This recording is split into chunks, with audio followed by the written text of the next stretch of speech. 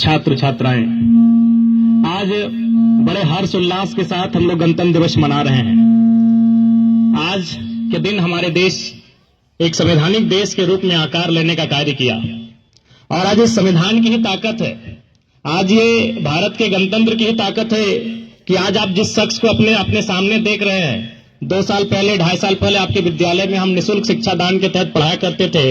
आज झारखंड के असेंबली का हम मेंबर है, आज झारखंड के विधानसभा का हम सदस्य बन के आए हैं, तो ये गणतंत्र की ही ताकत है। जब भारत देश अंग्रेजों की चुंगल से 250-300 वर्षों के गुलामी को झेलने के बाद जब भारत देश ने आजादी को अपनाया, तो उस समय सबसे बड़ा प्रश्न यही था कि भारत एक विविधताओं का देश है। यहाँ विभिन्न प्रकार की भाषाएं बोली जाती है, विभिन्न प्रकार के धर्म, विभिन्न प्रकार की मान्यताएं हैं। उनको एक सूत्र में बांधने के लिए क्या करना होगा?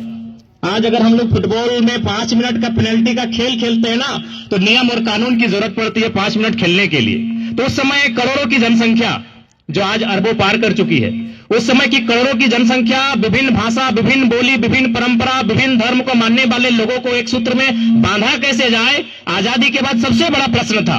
और उसी प्रश्न का हल करने के लिए हमारे देश के महापुरुषों ने गणतंत्र की स्थापना की, भारत के संविधान की स्थापना की और हमें एक सूत्र में बांधने का कार्य किया।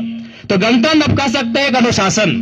गणतंत्र यानी हमें एक अवसर मिला अपने निपुणता को, अपनी कौशलता को, अपनी दक्षता को साबित करने का अवसर मिला कि अगर हमारे अंदर काबिलियत है, हमारे अंदर अगर क्षमता है, तो इस राष्ट्र में अखबार बेचकर अपनी जीविका उपार्जन करने वाला शख्स भी एपीजे अब्दुल कलाम बन सकता है और चाय की केटली लेकर चाय बेचने वाला शख्स भी देश का प्रधानमंत्री बन सकता है।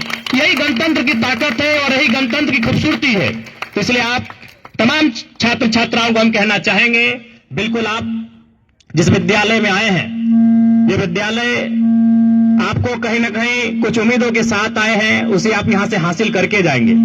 और आप बहुत सारे लोग भी हमें कहते हैं कि जब आपको लोग नहीं जानते थे, जब आप झारखंड की राजनीति में आपकी पहचान नहीं थी, तो आप कहां थे? तो मैंने अक्सर कहता हूं, मैं टीपी विद्यालय में रोज 2 घंटा 4 घंटा फ्री में पढ़ाया करता था। और ये भी एक्सीडेंटली था, ऐसा नहीं कि सर हमें बोले थे कि नहीं आप आके बढ़ा दीजिए। दरअसल एक वाक्या था, आप भी देख रहे हैं, हमारे गांव के लोग जोरिया स्नान करने जाते हैं और आपके विद्यालय के कुछ बच्चे भी कभी कभी थोड़ा सा कह सकते हैं बाहर घूमने चले जाते हैं। तो एक दिन एक वाक्या था, हम भी नहाने गए थे, तो 2 बच्चे जोरिया के किनारे बैठे थे, उनको हमने पकड़ के ले आए। उस समय आपके सुजीत सर प्रिंसिपल थे, ओम प्रकाश सर भी थे, टीचर थे, सुजीत सर प्रिंसिपल थे। हमने कहा सर आपके विद्यालय के बच्चे बाहर घूम रहे हैं, ये तो उचित बात नहीं है।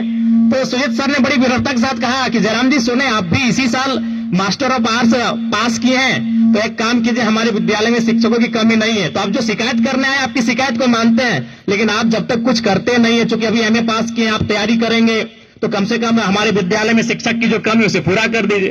तो कह सकते हैं आपके विद्यालय में हमारा आना भी एक घटनाक्रम था, उन बच्चों को हम लेके नहीं आते तो यहां शायद नहीं आते। और उसके बाद 2017 से, जब से हमने एमए पास किया था 2017 में, और जब से इस आंदोलन में हम आए 2022 में, तब तक हमने टीपी उच्च विद्यालय में 4 साल कंटिन्यू सेवा देने का काम किया है।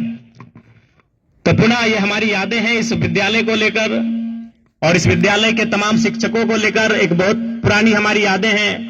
और आज पुनः आपसे यही कहेंगे, प्यारे बच्चों, सपने पूरे होते हैं, सपनों को देखना चाहिए और उन सपनों को पूरा करने के लिए मेहनत करना चाहिए। क्योंकि आज मैं आपके बीच खड़ा हूं, मैं आज राज्य के सर्वोच्च सदन का सदस्य बनकर आपके बीच खड़ा हूं, मैं सरकार का अंग बनकर खड़ा हूं। यानी मैं आज जिस जगह में हूं, जहां मैं नियम बनाऊंगा आपके लिए, मैं जहां हूं, जहां मैं इस राज्य को चलाने के लिए नियम बनाऊंगा, यानी मेरी कलम से ये राज्य चलेगा, मैं उस जगह पे आया हूं, तो इसका मतलब है सपने पूरे होते हैं। और मैं उस परिवार से आता हूं, मेरा गांव है, मुझे छुपाने की आवश्यकता नहीं है, क्योंकि लोग मानते हैं कि नहीं, नेता लोग तो ज्यादा झूठ बोलते हैं, तो मेरा गांव बगल में है। मैं उस परिवार से आता हूं कि जिस साल मेरे पिताजी का डेथ हुआ था, उसी साल मेरे दादाजी का भी डेथ हुआ था। 3 महीना के अंदर मेरे दादाजी का डेथ हुआ था। उससे 1-1.5 साल पहले मेरा एक भाई का डेथ हुआ था, उससे 2 साल पहले मेरी एक बहन का डेथ हुआ था, और मेरा छोटा भाई मां के गर्भ में था। सोच सकते हैं, उस महिला ने पढ़ा लिखा कर हमें एमएलए की कुर्सी तक पहुंचाया, आप तो उससे आगे जा सकते हो। आपके माता पिता तो हमसे बेहतर होंगे बच्चों। सोच सकते हैं, पूरा 20 साल जब हम लोग के जहन में आता है कि मुखिया, परिवार का मुखिया, तो हमारे जहन में एक मर्द की तस्वीर आती है कि नहीं, कि परिवार का मुखिया मतलब दादाजी, पिताजी, चाचा जी, जेठा जी, आता है कि नहीं। लेकिन पूरा 20 साल मेरे परिवार में किसी मर्द ने मुखिया का नहीं, मेरी मां ने। किस मां ने? जिसने 28 साल की उम्र अपने पति को गंवाया था, उसने मुखिया बन के मेरा भरण पोषण किया, मुझे पढ़ाया, और आज मैं आपके राज्य का सर्वोच्च सदन का मेंबर बन के हूं।